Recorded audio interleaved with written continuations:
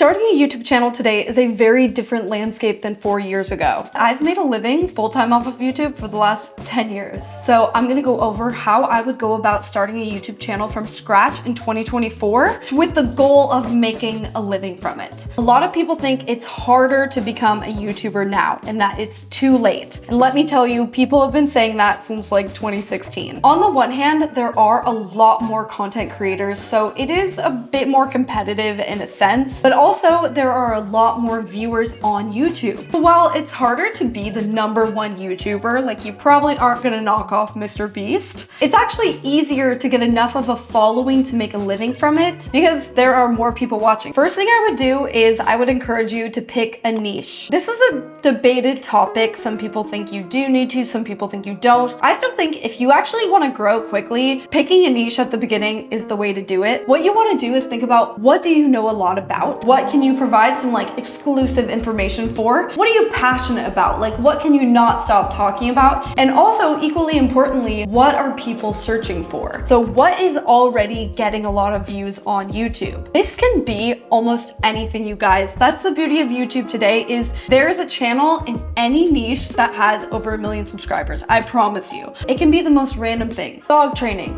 pickleball, making fancy cocktails. Like, I'm telling you, there is a channel for all of these. So you really should be able to find an alignment with what you're genuinely interested in, what you know a lot about, and what people want to watch. Once you've identified your niche, now we need to make a list of videos to create. How you're going to do this is look at what is doing well within your niche already. Because if you're starting from scratch, if you just upload an about me video, it's not going to get any views, unfortunately. You need to look at what people are actually searching for to get some traffic to your page. So let's say you're going with dog training as your niche. You want to search on YouTube how to train your dog to, and then see what populates the search. This is usually what people are searching for the most. And click on these and see, you know, what has the most views. If there's a video concept where there are several videos that have over 1 million views, people are searching for that thing a lot. And that is a good one to start with. With the dog training niche, how to train your dog to stop barking, that's a big one. Like that would do really well. Identify like 8 to 10 videos within your niche like this. This is going to be your launch plan in a sense. Start getting traffic to your page. Do not post a vlog. Don't post something random. I'm telling you, I'm sorry if this isn't personal, but no one cares about your vlogs until they found you from something else. You need to make videos about some kind of topic first. Second thing is actually making a good video. The concept, the title, the thumbnail, all of that is important, but if you don't have a good video to back it up, people aren't gonna watch for very long. They're not gonna subscribe. You've got to make good quality, interesting content. So there are two aspects of this.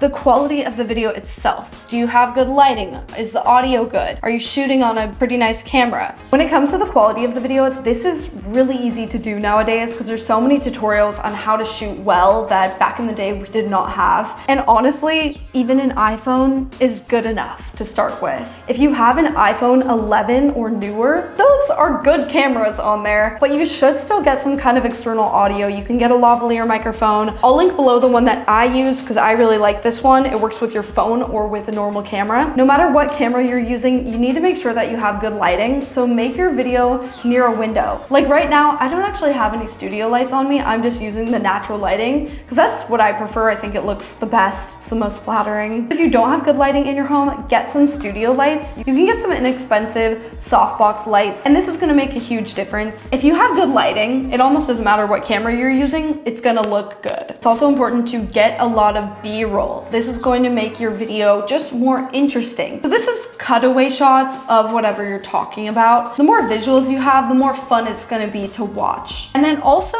the information. Is it actually helpful? Does it actually relate to what the title is saying, or is it clickbait? Is this information that I couldn't find anywhere else? Like, did this information actually change my life? It is just as important as the quality. Do as much research as you can, both both by looking up things online and testing things out yourself. For example, with the dog barking video, read up on it, find methods that people already use, but also test out your own methods. Bring something new to the table. Find which of all the 5 methods that are online, which one works the best for you. Don't just list off things that you read online, actually go test it out. Like, do a little science experiment, if you will. People want to see what actually worked for you. They don't want to just see you read off an article that you found online. If you want to take it to the next level, add some storytelling elements. For example, a video on how to get your dog to stop barking. Introduce us to the dog. Give us some stakes of why you need to get your dog to stop barking. Like, is it like you're gonna lose your job because your dog is always barking while you're on Zoom calls? Maybe add a little drama.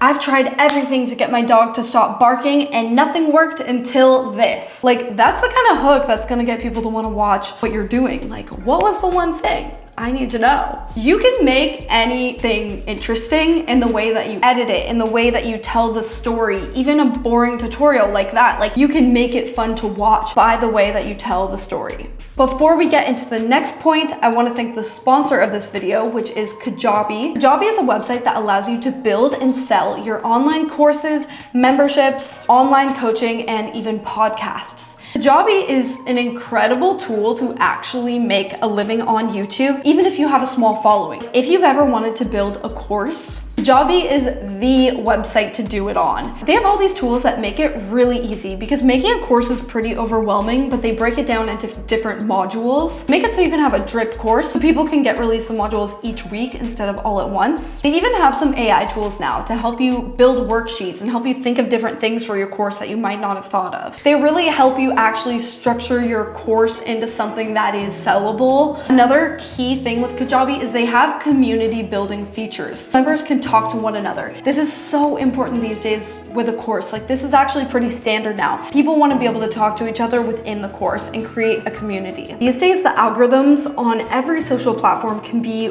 way more unpredictable than they used to be, which in turn makes your income unpredictable. So it's important to have multiple streams of income. That's why Kajabi is so great. You're not relying on an algorithm. It's a much more predictable income stream. Kajabi really is amazing for people with less than like 50,000 followers because it allows you to make a sustainable income online. If you want to start your journey with Kajabi today, check out the link down below because they have a 30-day free trial. If you use my link, that's actually a longer free trial than you normally get with them. So you can actually start building a course or a membership today and get it up and running. So check it out, get started today. I'll have the link down below. The next point with becoming a successful YouTuber in 2024, you need to inject some personality into your videos. In 2024, there are a lot of AI videos. There are a lot of videos where people are just reading off a script of what ChatGPT wrote for them. So you can really stand out by actually making your own script and showing your personality in these videos. Remember, this is YouTube, this is not TV, so it doesn't have to be perfect. It's actually kind of funny sometimes if you leave an outtake in. You can leave some jokes in. This is the kind of thing that takes you from content creator to influencer. This is when people start to actually be interested in you. That's when you can start a vlog channel. People want to follow your life. They found you from searching for something random, but now they actually just like watching you and your life. But to do that, you have to actually like show your personality in the videos, not just read off a teleprompter or a script or like have AI make the whole video, you know? It's way more fun to watch someone who's being authentic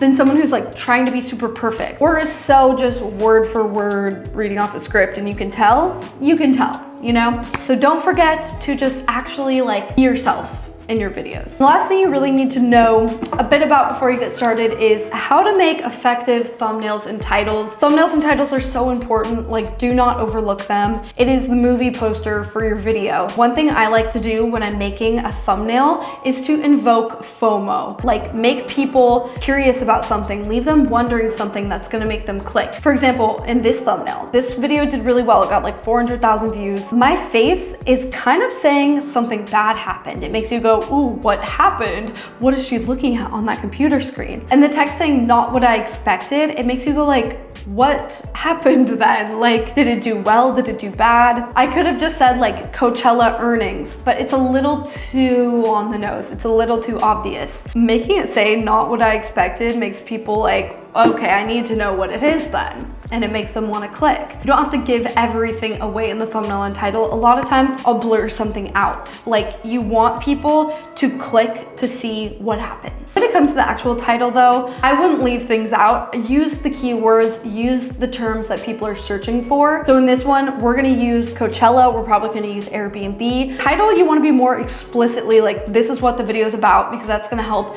with the search. The thumbnail is where you wanna maybe leave something out, so people have to click to find out. When it comes to thumbnails, YouTube has been rolling out this new feature where you can test 3 different thumbnails. This is amazing, definitely use this. The thumbnail you think is gonna do well is not always the one you expected. When you're using this feature, you need to make 3 completely different thumbnail concepts. I'm talking completely different ideas, not just changing the font a little bit, okay? I've tried that and it's like a 1% difference. When they're like completely different ideas, it's actually a much bigger difference and you can see what really works. You need to use this feature. Like, this is such a great tool. I'm pretty sure everybody has it now, but if not, you will have it soon because they're rolling it out slowly to everybody. So those are really the main things I would do when starting a YouTube channel to get some viewers, to like really start building a following. When it comes to monetizing, of course, there's Google AdSense, there's brand deals, like that would be a whole separate video, honestly. And Kajabi, like having a course or a product that you can sell is probably honestly the best thing you can do.